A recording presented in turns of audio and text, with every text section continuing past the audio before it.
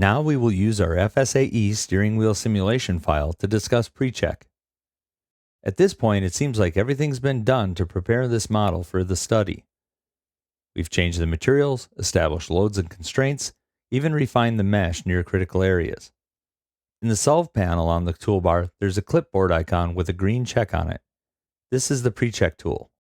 Selecting it will review the study and tell me that it has all of the information required. To test this, let's turn off our moment in the loads area of the browser. Notice now that the clipboard has an X on it. This is an indication that it does not have all of the information that it needs to run a study because the load is required for a study. If we turn the moment back on, you'll notice that the green check returns.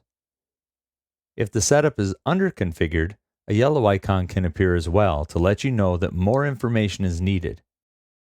While you're going through the setup, you might see this icon change multiple times depending on the state you're in.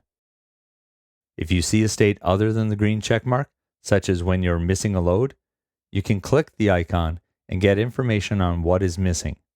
You can also click the link in the dialog, and it will take you to the area of the interface where you can rectify the problem.